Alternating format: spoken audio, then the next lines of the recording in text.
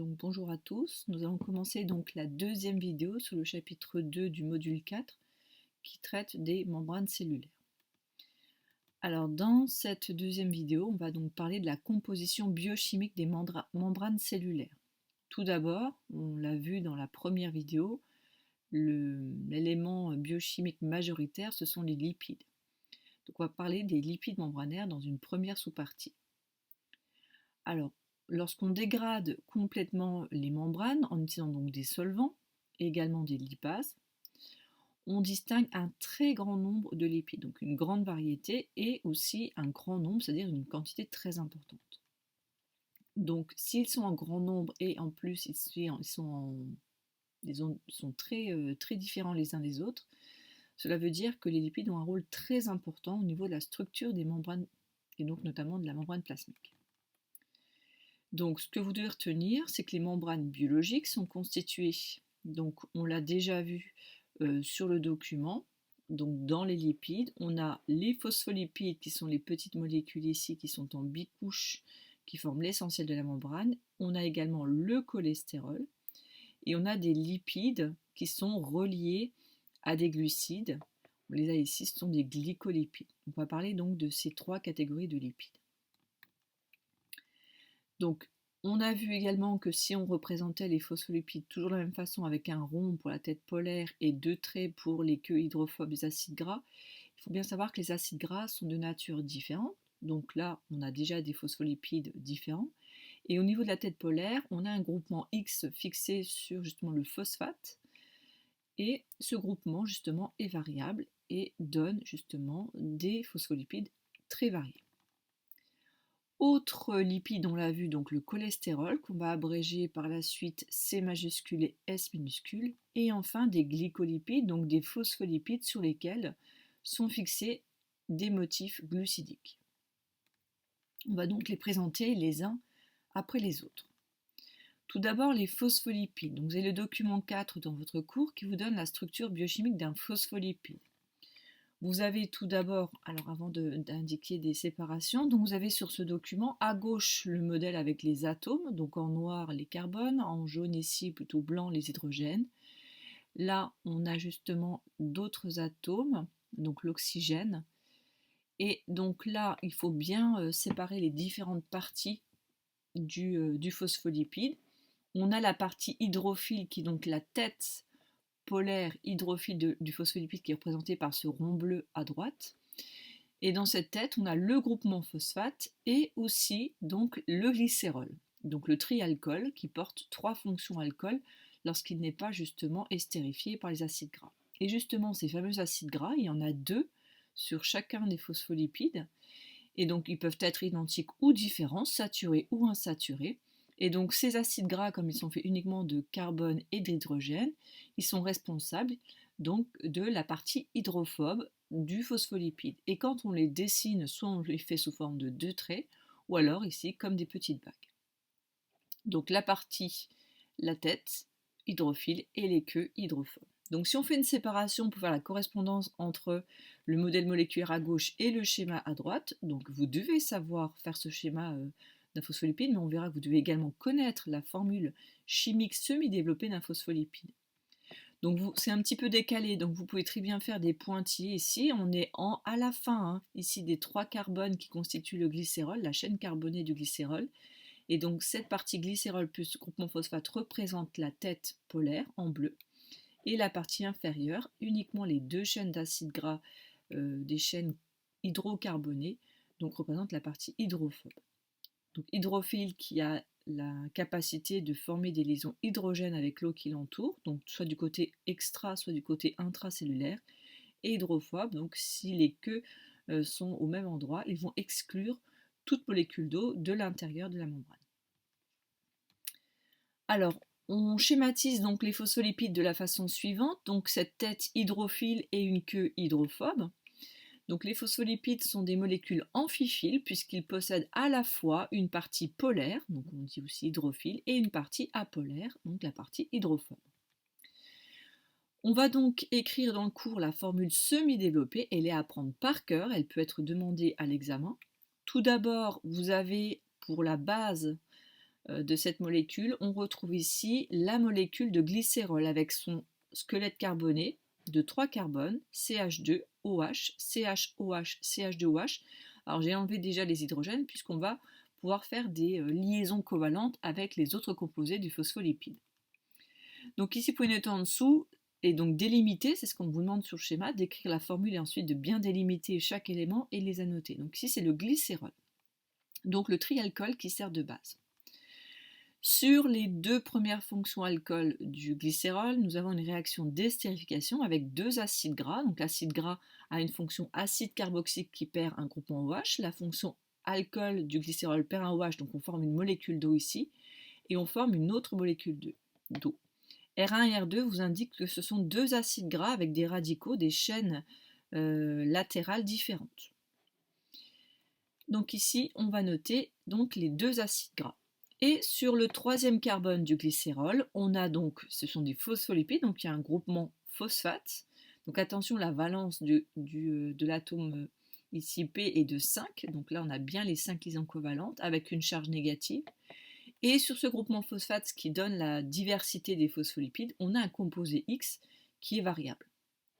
Donc, le fait d'avoir plusieurs phospholipides, ça vient donc de la diversité des chaînes latérales des deux acides gras et la variabilité de la molécule X fixée sur le phosphate. Voilà, donc cette formule est à savoir écrire telle qu'elle, donc à l'examen. On va donc sur cette même formule rajouter une séparation. Ce qui est à gauche, c'est donc sont les deux chaînes hydrocarbonées des acides gras, donc c'est la partie hydrophobe. Le glycérol, le groupement phosphate et la molécule variable représentent la partie hydrophile.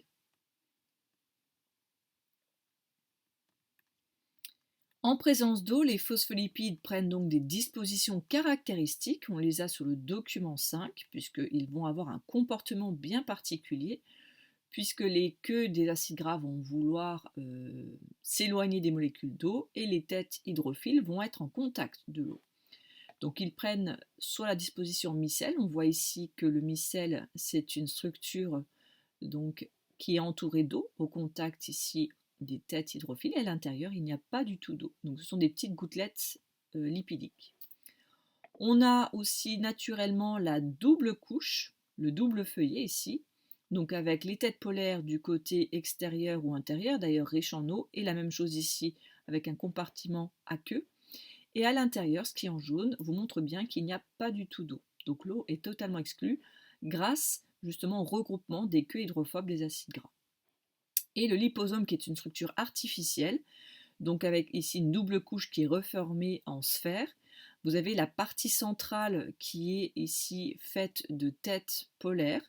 Donc l'intérieur, on peut mettre une gouttelette de liquide, donc riche en eau, ce qui permet de solubiliser des molécules hydrophiles, notamment des principes actifs de certains médicaments ou au niveau des cosmétiques. Donc le liposome, attention, c'est une structure, c'est quelque chose qui est artificiel. Donc dans le cours, donc on parle des différents comportements des phospholipides. Ils peuvent se mettre soit en monocouche, soit en bicouche. Ils peuvent former donc des micelles. Donc ce sont des agrégats de molécules qui possèdent une tête polaire hydrophile dirigée vers le solvant et une chaîne hydrophobe dirigée vers l'intérieur. Je parle aussi des liposomes dans la remarque. Donc cette propriété est utilisée pour fabriquer des liposomes. Donc c'est une double couche, je répète, qui ensuite forme une sphère. Ces petites sphères sont artificielles et elles font entre 25 et 1000 nanomètres, c'est-à-dire 1 micromètre. Elles permettent donc d'étudier les propriétés des membranes ou d'encapsuler, c'est-à-dire enfermer à l'intérieur, ici, dans la petite partie centrale où on peut mettre de l'eau, on peut encapsuler des médicaments. Ils s'organisent de manière à minimiser les interactions entre leur chaîne hydrocarbonée et l'eau. Deuxième composé de nature lipidique au niveau des membranes, ce sont les glycolipides. Donc les glycolipides sont faits d'une extrémité hydrophile qui est en fait un motif glucidique qui peut être en fait une structure linéaire ou ramifiée. C'est un assemblage d'os, donc de glucides. Donc vous avez sur le document 6 différents glycolipides. Donc vous avez ici le Y qui représente la partie lipidique Et après, on a donc la partie glucidique. Donc là, c'est la formule générale. Pour écrire un glycolipide, il faut écrire donc un lipide, une partie lipidique et une partie glucidique. Donc là, c'est un ose avec un seul cycle en conformation chaise ici. Donc là, a priori, ce serait du glucose, mais on ne vous demande pas de connaître ici pour l'instant. Donc glycolipide, c'est un lipide sur lequel on a fixé un ose ou un motif glucidique.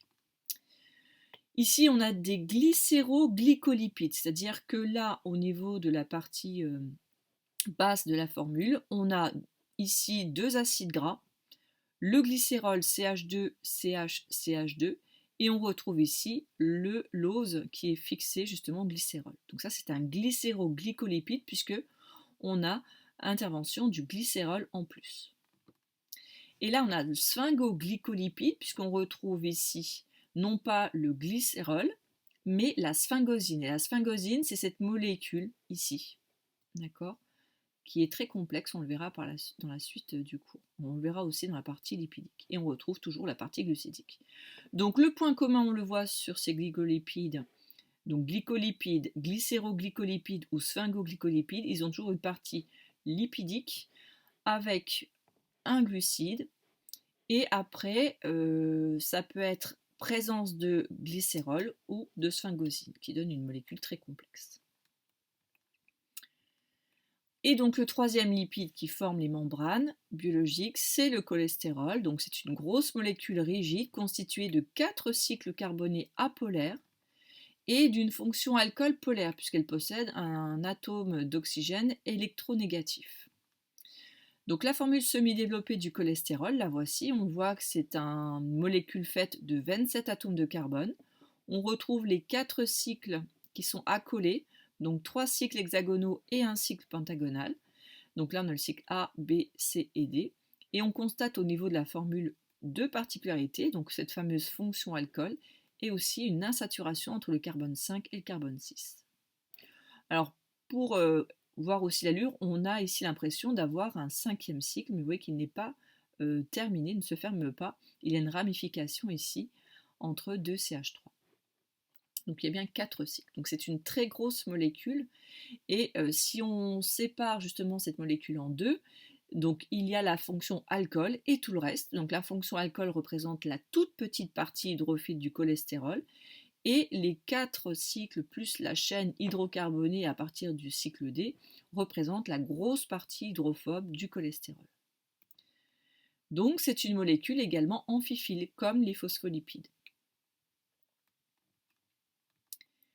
On va maintenant parler des protéines membranaires, qui est le deuxième élément qui constitue les membranes biologiques. Donc il faut savoir que les gènes qui codent les protéines membranaires, donc uniquement ces protéines-là qui se situent au niveau des membranes, représentent 25% du génome.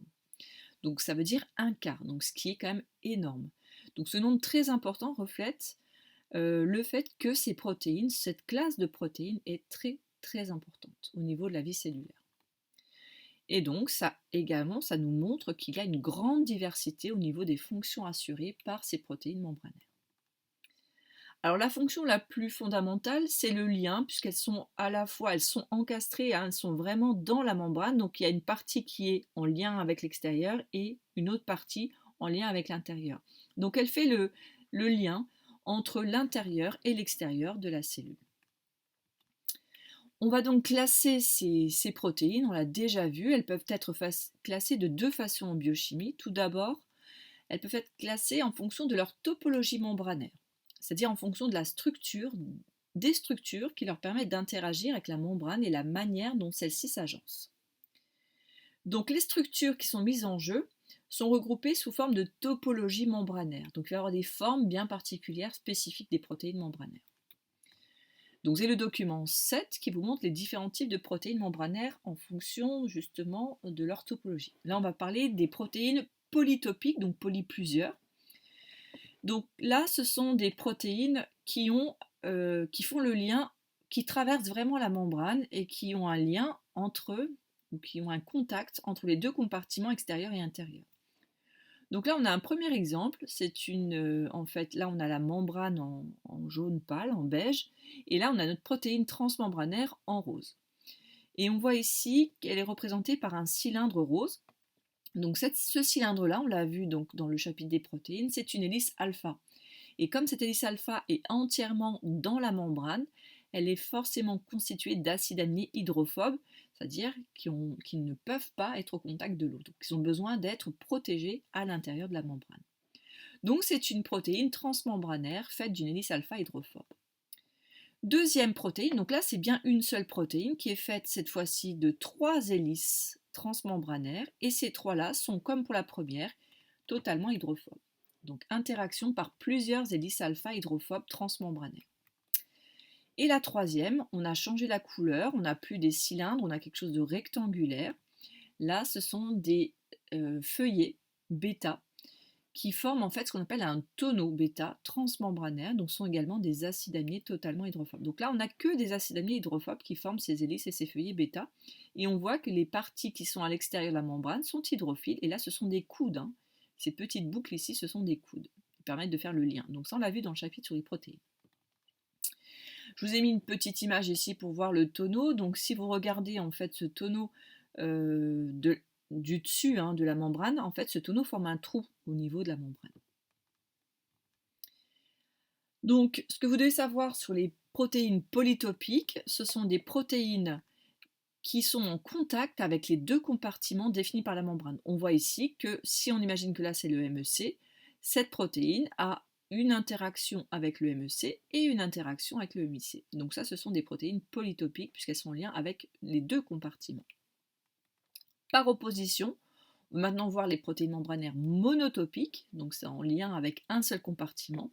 Vous avez ici la membrane et donc la protéine ici qui est un petit peu encastrée dans la membrane également.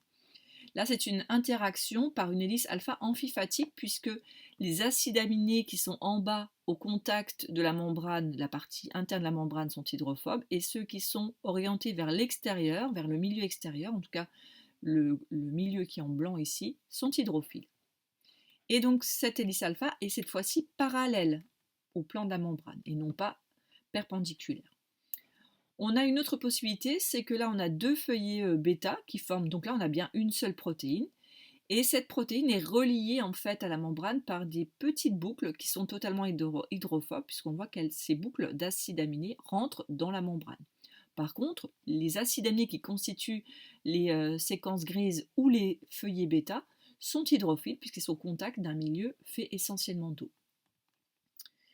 On a ici en 3 particularités, on voit que c'est un phospholipide et donc notre protéine est reliée à ce phospholipide par liaison covalente, ce qu'on appelle la lipidation.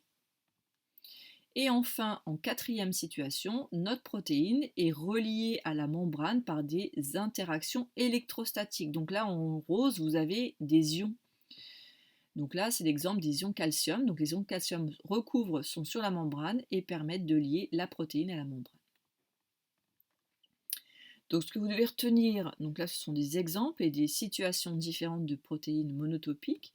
Donc les protéines monotopiques, ce sont des protéines qui sont en contact avec un seul compartiment défini par la membrane. Et on l'a vu dans la première vidéo, ces protéines-là sont orientées vers le milieu intracellulaire, d'accord, puisqu'elles ne se trouvent jamais du côté extracellulaire. La deuxième classification, justement, c'est celle qu'on a présentée dans la première vidéo, c'est la classification biochimique, puisqu'en fait, elles peuvent être classées en fonction de leurs critères biochimiques et surtout leur difficulté à être extraites des membranes. En tenant compte de ce critère d'extraction, on va pouvoir donc trouver deux catégories, les protéines intégrales ou intrinsèques ou transmembranaires. Ce sont des protéines polytopiques puisqu'elles traversent la membrane, donc elles sont en contact avec le milieu extérieur et intérieur. Et comme elles sont dans la membrane, elles interagissent fortement avec la membrane, donc elles sont fortement liées. Et pour pouvoir justement les extraire, pour les récupérer, il faut avoir des conditions très importantes, très exigeantes. Il faut déjà utiliser un détergent fort. Donc ce détergent va dénaturer les liaisons non covalentes. On peut utiliser aussi un solvant hydrophobe qui va casser la structure membranaire, donc déstructurer la membrane. Et donc là, on va déstructurer les phospholipides, ainsi les protéines vont pouvoir être libérées, donc en tout cas extraites, et ensuite on va pouvoir les purifier. Donc ces protéines, quand elles sont transmembranaires, on peut visualiser leur localisation précise dans la membrane par cryofracture. Donc cette cryofracture, on trouve cryo qui veut dire le froid. Donc en fait, on prend une membrane cellulaire, on va la congeler. Ensuite, une fois qu'elle est congelée, elle est donc plutôt fragile et on va taper sur le bloc qui contient cette membrane. Et là, les interactions sont plus faibles entre les deux feuillets des phospholipides. Donc cette membrane va se casser entre les deux feuillets et on va former justement, on va le voir sur cette photo, voilà, donc là on a la membrane, donc on va pouvoir ici avoir une image de cette cellule, de cette membrane, donc là on a une séparation au niveau des feuillets, et là en fait quand on a séparé les deux parties de la membrane, ensuite on va rajouter un moule ou une empreinte de platine et de carbone avec ce qu'on appelle l'ombrage.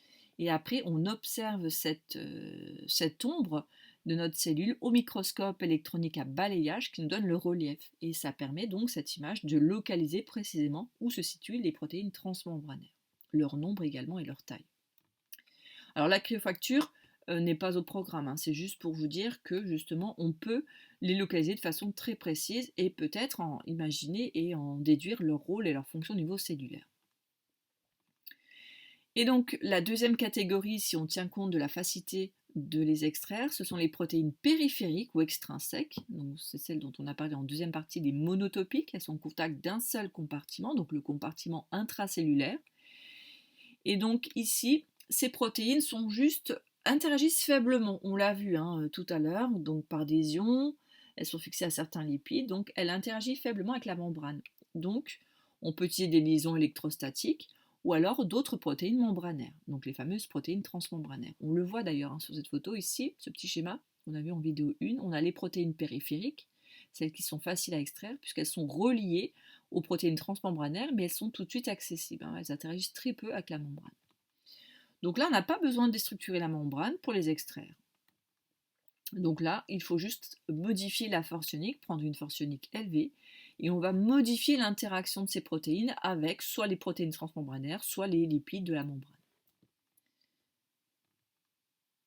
Alors, on va parler des rôles de ces protéines membranaires, on va pouvoir en faire une liste, mais on les a vus dans le chapitre des protéines, dans le premier document où il y avait un grand tableau qui donne la diversité des fonctions des protéines. Là, on va en citer quelques-unes. Donc, les protéines membranaires ont déjà les mêmes rôles que les protéines solubles. Donc ça peut être des enzymes, elles ont également des fonctions structurales, mais le fait qu'elles soient placées à l'interface des deux compartiments extra- et intracellulaires, ces protéines vont avoir des fonctions supplémentaires dues à cette localisation. Et là, il n'y a que les protéines membranaires qui peuvent avoir justement ces fonctions. Tout d'abord, ces protéines, elles peuvent jouer le rôle de transporteur. On aura un chapitre entier dans le module 4, faire la différence entre transport actif, passif. Donc on va pouvoir les définir et les expliquer. Donc l'objectif, c'est de faire passer des molécules, des ions de part et d'autre de la membrane. Ensuite, le fait qu'elles soient justement en contact de l'extérieur et de l'intérieur, ces protéines vont pouvoir jouer le rôle de récepteur et pouvoir transmettre certains signaux à travers la membrane. On verra, une hormone peut se fixer dessus et faire passer un message du côté intracellulaire. Le même cas pour les neurotransmetteurs. On le verra dans les chapitres suivants. Le modelage et l'adhésion, également, on verra, et on l'a déjà vu, que les cellules, notamment les cellules du tissu épithélial, sont des cellules jointives, elles sont vraiment serrées les unes contre les autres. Justement, les protéines membranaires des deux cellules voisines vont pouvoir interagir pour permettre justement cette cohésion et cette jonction, ce qu'on appelle les jonctions serrées ou les cellules d'adhérence. Ces protéines vont également servir à la reconnaissance intercellulaire, notamment les fameuses glycoprotéines, c'est-à-dire les motifs glucidiques. Ce sont vraiment des molécules qui vont permettre aussi de se reconnaître entre elles. Et elles vont également permettre la fixation de la matrice extracellulaire. Et enfin, et on aura un module entier dessus, certaines protéines transmembranaires, puisque évidemment l'essentiel sont des protéines solubles, mais il y a des protéines transmembranaires qui vont avoir un rôle enzymatique et qui vont même certaines combiner un rôle enzymatique et un rôle de transport ou un rôle de récepteur. On verra. Donc ça on le verra dans la partie transport. Pour les glucides, même si les oses qui les composent sont peu nombreux, ils sont tous ancrés à d'autres molécules. Il n'y a pas de glucides entre guillemets libres ou solubles dans la membrane, soit ils sont reliés aux protéines, soit aux lipides. Donc on les retrouve dans les compositions de molécules complexes, donc ce sont des molécules qu'on appelle des glycoprotéines, puisqu'en fait il peut y avoir aussi plusieurs chaînes de glucides sur une même protéine. Et lorsque les glucides sont reliés aux lipides, on parle de glycolipides. Alors les glucides membranaires peuvent avoir plusieurs rôles dans le fonctionnement de la cellule animale. Tout d'abord, ils assurent la cohésion des cellules entre elles, donc les cellules voisines. Mais on l'a vu finalement juste avant, ces motifs vont permettre aux cellules de se reconnaître entre elles et d'assurer une spécificité cellulaire. Et donc là, vous avez en immuno aussi, il y a un rôle de spécificité antigénique. Ils interviennent aussi dans les phénomènes de pinocytose et de phagocytose. Donc ça, vous le verrez aussi, en pinocytose, on le verra aussi dans les transports, et phagocytose, on en parlera un tout petit peu, mais c'est vu en détail en immuno.